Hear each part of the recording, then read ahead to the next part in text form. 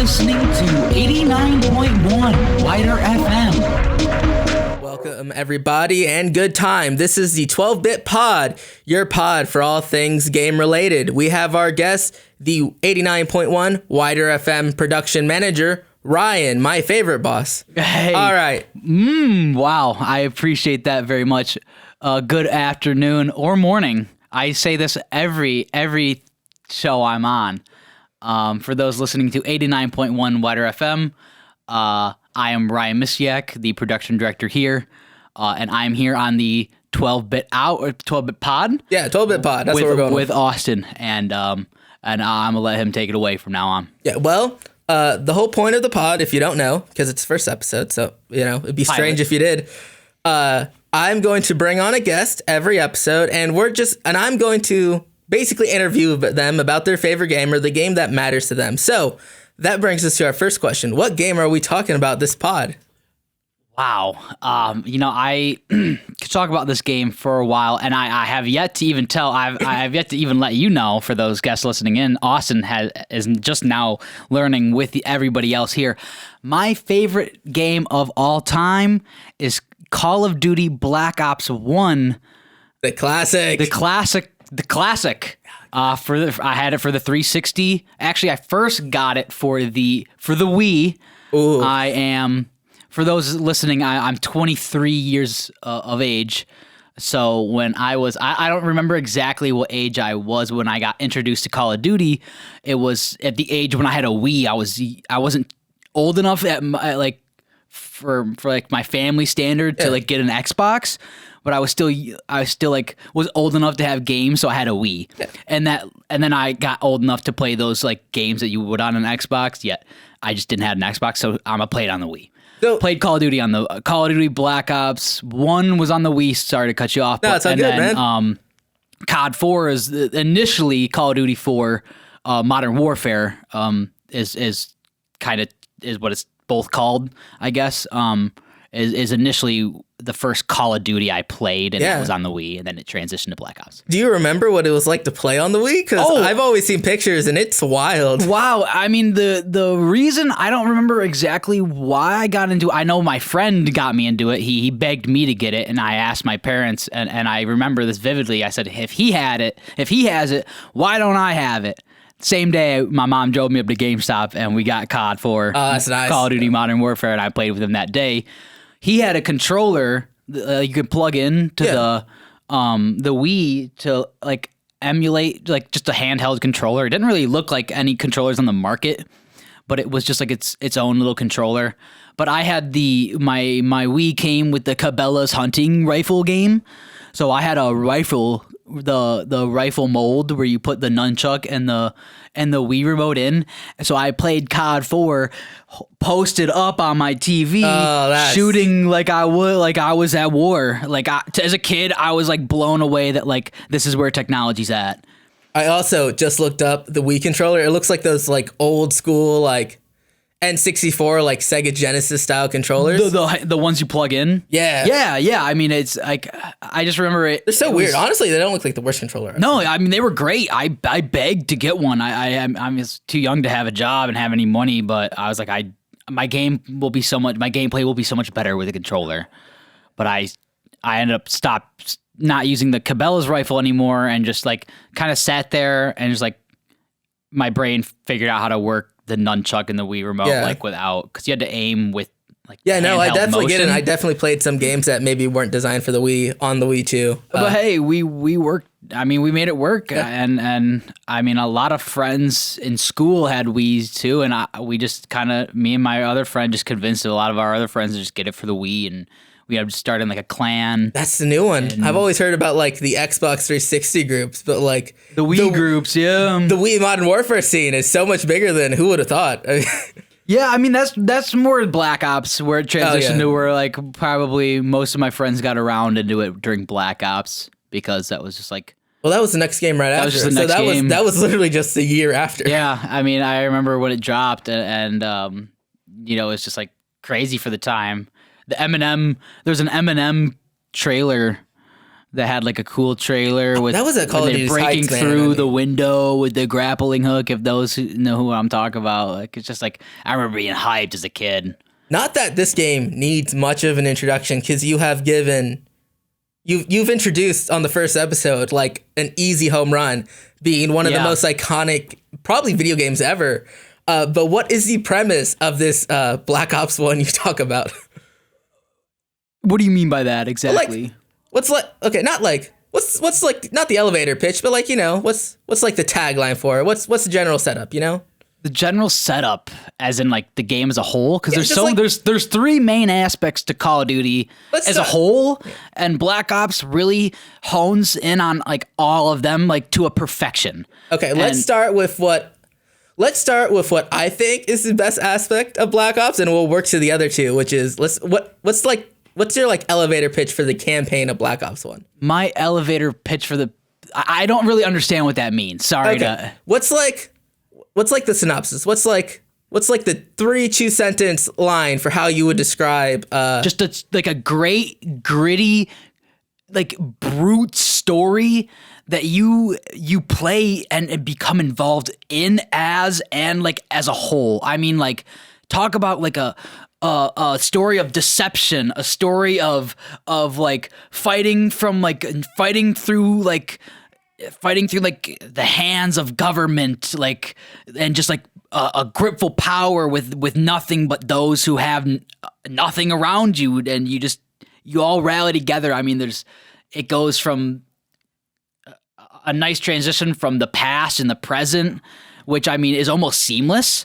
Oh, to the point where like, it just, sorry to cut you off again, but I could talk about this for hours. It's just a great story mixed with just great gameplay as well. Yeah. You're right though. There's a reason I think it's got like one of the best stories in Call of Duty history. It's seamless. It feels like those spy thrillers that should be on level with like. It's like the Jason Bourne of video games, if we're being honest. And I love Tom Clancy, which is who you would normally think. Not in like a movie and not a movie formatted way. It's in the game, the way the gameplay carries the story. Yet the story is so impactful, like to those who are experiencing the gameplay, that they carry each other just so well. I mean, there's almost like countless missions, especially those when you fight in Vietnam. When you go through the jungle, I mean, like that's a core mission of any Call of Duty, without a doubt, and especially the winter missions in Black Ops are great. Oh yeah, the New Age ones where you hunt with the crossbow. Yeah, the ones where you don't play as like the main character, Mason, are also like they do wonders for the story. Like the pacing for this game is once again amazing. The spice in Kowloon when what an interesting twist. The mountain espionage thing. Yeah. And I may or may not have like spent an hour trying to figure out if I was in one of those danger zones. Yeah, I mean, it evolves over time to where like you really got to keep up, and if like when you're involved with the story and you fully understand the story of Black Ops, it's like it's a deep, there's a lot of layers to it. Also, and like, look, this game has been out since like before some people who could like actively listen to the podcast were born. So like obviously there's spoilers. You're on a game show, so like let's just get into it. It's the return of one of the most popular video game characters, especially in Call of Duty, with like Victor Reznov being like, wow. Yeah. No, like you just don't get like it's Victor and it's Price, and like those are the two big ones, and like it's oh my gosh, especially if you're like a World at War fan too. Yeah, Reznov. Sorry to cut you off again, but from that first mission in World at War, that it just becomes a core like a video game companion in your mind. Like you said, with it's him and Price as Call of Duty idols, and I guess if you want to say it like that. So the fact that the story of Reznov continues throughout Black Ops in such a interesting way, it's not really, but it works. It worked, yeah. I mean, it works, and it's just like, and it's not even the main point, but like to see Reznov get a conclusion that love it or hate it, it works really well for him. It does. It fits the character for sure. Like you can see at the beginning of World at War with the Stalingrad, you have this diehard Soviet, the one who wants to protect his homeland. Yeah. And then, at the end of that game, he's a little disenfranchised with the whole deal, but it's Mother Russia all the way. And then, like, you see pieces of the background and you get, like, it's a full transition that you can completely understand if you played both games character-wise. And it's like, no, it's and to think that's, like, kind of like a B plot, like the Reznov aspect of it is like the B plot. Is not even the main plot. Not the main thing. It's not the main thing. He's a side character. It's crazy to me. Yeah. No, without a doubt. But still, like when you're breaking out of prison with him, and you easily one of my favorite missions of all time. And you're with like 500 of the prisoners just running through the tunnels, just like just being very brutal to the guards. It's like it's tough to see it that way, but when you look at it from the sense of like where you're at in the gameplay, like it's an impactful scene for sure. No, everything Reznov does in that game is beneficial. I know it's beneficial because you said storm out of the prison. My first thought was step 1, obtain the keys. Step 2, ascend. Gosh. Step 3, I forget step 3. Step 5 is skewer the winged beast, which is like the most BA a thing you can do. Like, the heli, right? Yeah. Like then you launched the mortars, right? Yeah. I forget what that was like. No, the whole thing is great. But no, everything about Reznov in that game is just the whole campaign, and like I said, it's the Call of Duty. For those who don't understand Call of Duty or have never played, the Call of Duty games always to me are like a tree with three like limbs, big limbs, 3 main limbs, and that's one of them's the campaign, which is just a gameplay about usually a story. About up until now, usually a pretty basic story. Like a lot of them are pretty straightforward. About war of a certain era. Yeah. So it's all of them kind of are like each Call of Duty on the year is based off a certain era. So for a while, especially in the prime era, it's like, okay, we'll do modern and then we'll do kind of like an old or like maybe a new, but like they switched up. Future stuff. They were doing future for a while. Yeah. Future actually had some pretty good stuff in it. I did. I feel like everybody dropped off. Yeah, I did. By the end of Modern Warfare and like the Black Ops 2 era, but no, Infinite Warfare, I know it's like the most disliked, but like that campaign was I forgot about the after most Ghost, people did. Stopped playing, but again, that's the campaign. It's just what'd you say, a 4-hour maybe? It's like your 6, 8, 4 to 6 to 8, I guess, depending on how fast you play. it's around 6, which I feel is not inadequate. That's a decent. It's great. Yeah. No, I think and it's all perfect. the missions are great. So not too long, not too short. It works great. And then another limb is the multiplayer aspect, which is just like a bunch of game modes. Let's get into that now then. Yeah, I would love to delve into that. Because Black Ops is really when you start seeing a lot of the mechanics that like make Call of Duty, like that's when they get introduced. Yeah, I mean, a massive jump from COD 4 multiplayer. Yeah, I mean, almost a different aspect. Again, this is, like I said, the second limb of what I'd say a Call of Duty game is. And nowadays, I'd argue it's like the main limb. Is now its main limb. And yeah. I think most of that comes from Black Ops. Unfortunately, because I mean, especially if for those who haven't played a good Call of Duty campaign, go and play those right now. Some of the best gameplay of any game you'll ever play. The World at War campaign is art. It's so good. Even the COD 4 campaign is so good. Right. I mean, like, and like COD 4 is incredibly cheesy on replay, but I mean, like it still holds up. It really does. I mean, I just think the stories are great. I think we're getting back to that though with the new Modern Warfare and the new Modern Warfare 2 though, which I played those and like I haven't, unfortunately.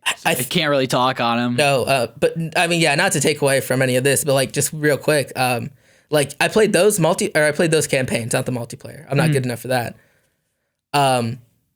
But yeah, you go like I think they're really understanding that the campaign was kind of this prize they had and they didn't realize was like such as this golden egg. They're really going back to that like the campaign should be. I'm sure the microtransactions kind of led them astray, kind of diverted the eyesight. Everybody was there for a minute though. I don't blame them, but I get it. But no, they're really finding their roots again. As a gamer myself, I love the campaigns. Also, the maps were pretty great. Like I'm not one of those multiplayer. Yeah. For Black Ops 1, I can talk about the multiplayer for like to me that is the best aspect of Black Ops 1 in general is the multiplayer.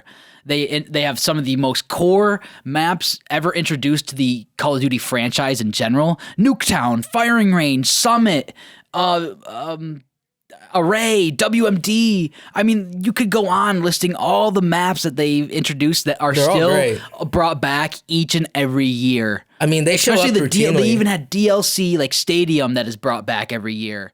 I mean, so many maps. I mean, Nuketown's just a video game classic at this point. Nuketown, I mean, like... I think everybody knows about Nuketown. You can't have a Call of Duty game nowadays without Nuketown. It's almost a symbol of Call of Duty in a whole. Yeah.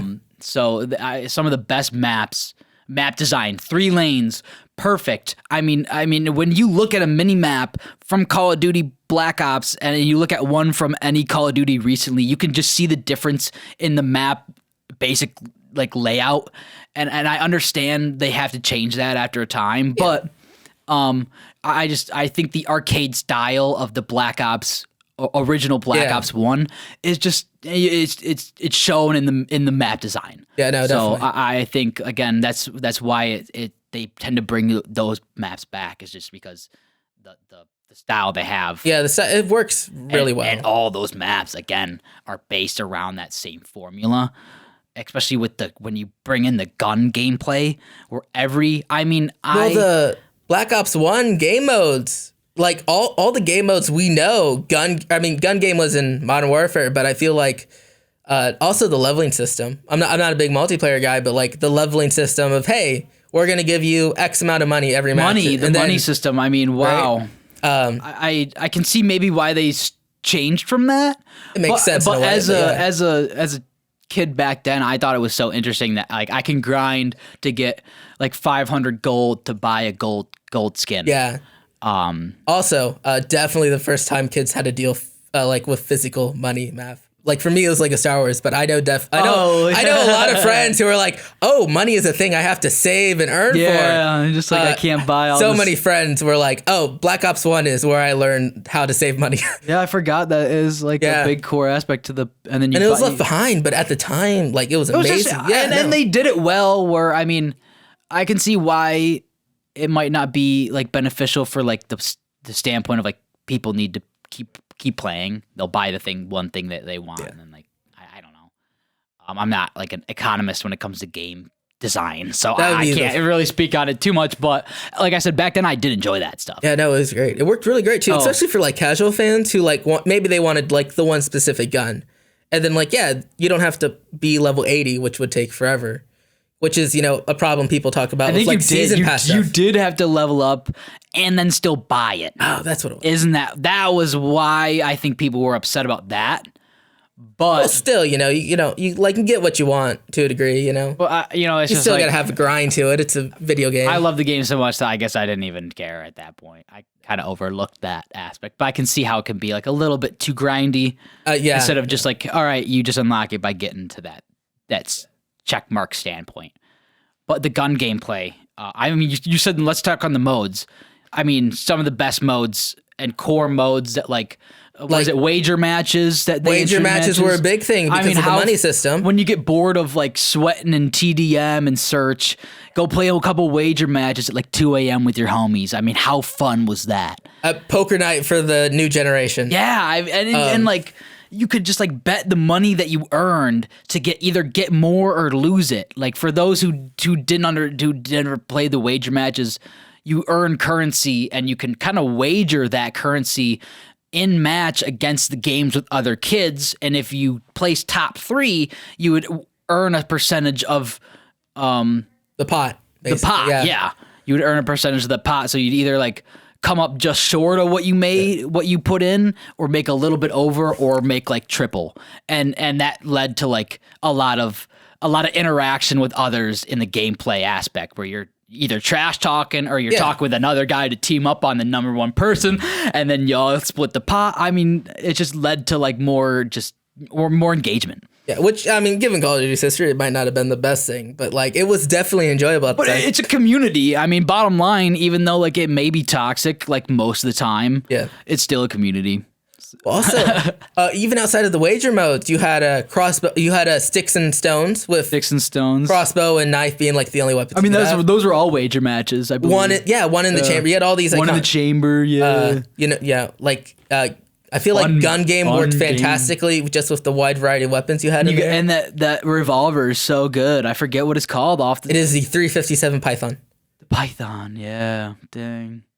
Being a game enthusiast and a gun nerd has its advantages at times. Super good. No, all of those weapons are also so iconic, but it's also the 60s All the weapons, where all the weapons were iconic from the time, And that why don't we take that into gunplay then? I mean, I would argue that Black Ops 1 had the most consistent gun spread across all just gun architypes in the game. Guns kind of obviously no game will ever get a shotgun right because balancing issues. I think they maybe but right. They kind of did just discard shotguns. Yeah, there's like 3 in the game. 3. The Spaz 12 was like a joke. You could just spam it. Yeah, like you got to have one broken shotgun in the prime era of Call of Duty games. Either it's a Spaz or it's the 1887 or 82, and then like you have 2 other shotguns for like a campaign purpose. But like the Olympia was terrible, but it was just fun. If you were good, you knew how to use it. Like the Olympia was not made for multiplayer though. That was made for the third branch, which we should get into in a second. I'm very excited. I'm so excited to talk about this one, but we got to close up the gunplay a little bit. I know a lot of people back then would complain about like the FAMAS being overpowered and just being so prevalent in the meta of the AR. Like I feel field. like there was obviously meta. But I mean like that. I mean. I played so many hours that I can attest that like you could definitely outgun someone with an Enfield that you get at level 5 than with the AK you get at level 47, which is the AK is probably one of the top guns to use in Black Ops 1. It's also the most iconic gun ever. I mean, it's in everything all the time. All the guns are basic. I would say like I don't want to say they're the same because they each shoot a different rate. Yeah. But they all feel just as smooth as one another. They were different, but they were all still well done. This goes on to like the pistols and the submachine guns, which I always favor. And that comes down to also the time to kill and just how each connection with your hit feels. Like every hit that you deal, every damage and that shot that you land feels clean. It feels responsive.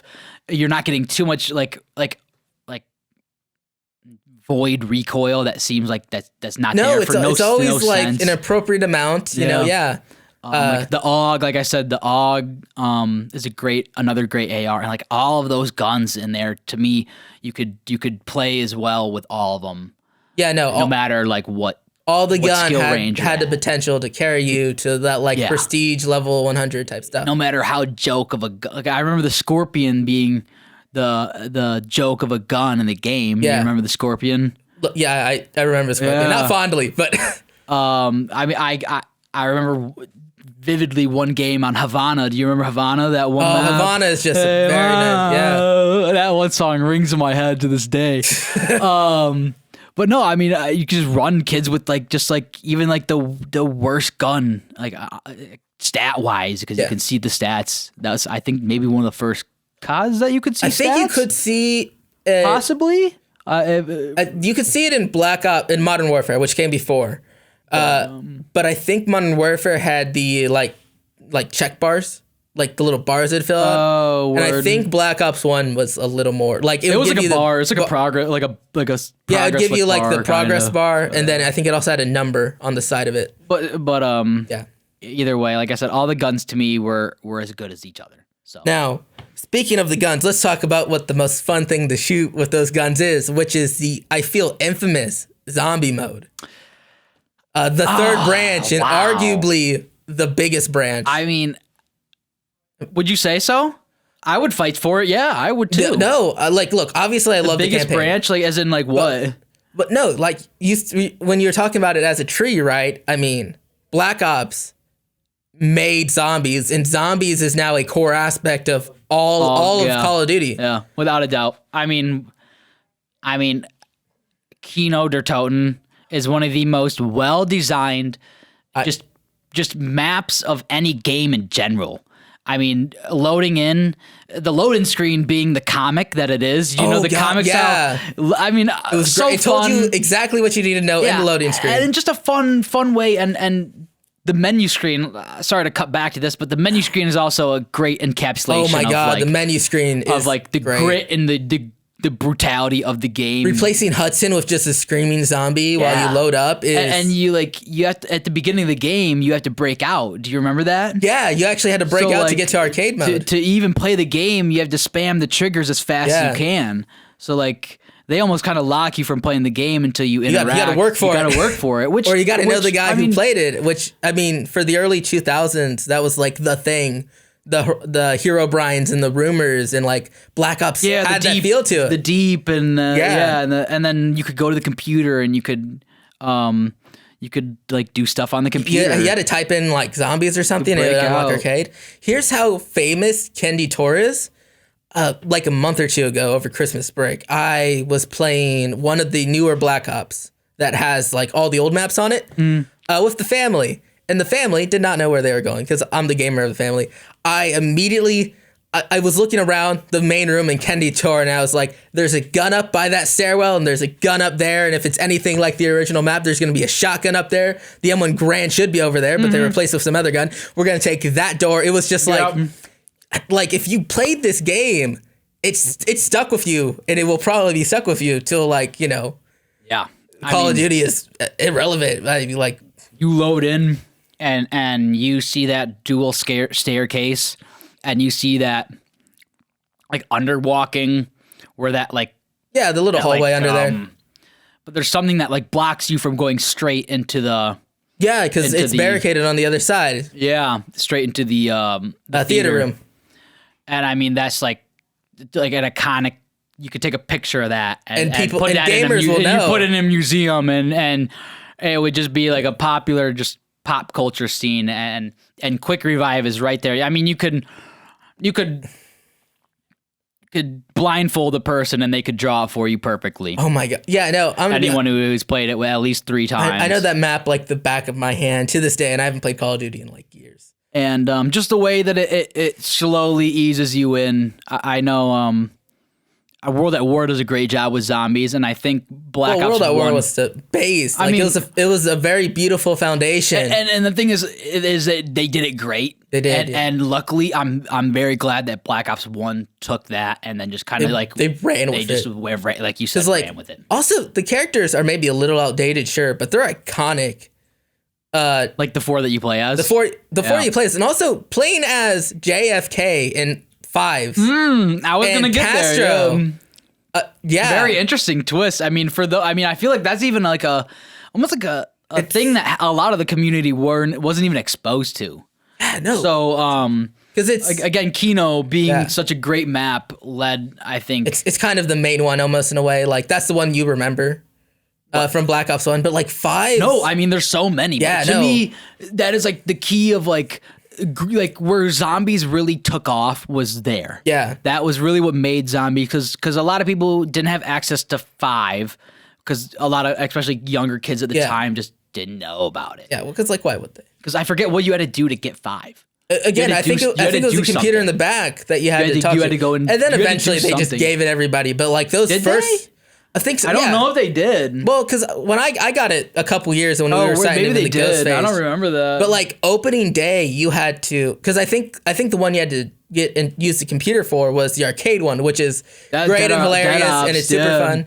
And then I think they just gave 5s in Kendi Tor, but I mean Kendi Tor was so big, why would you try this other map unless you were like the lore hunter? But no, I think 5s is so great because like those are just straight up real people. Like, and I mean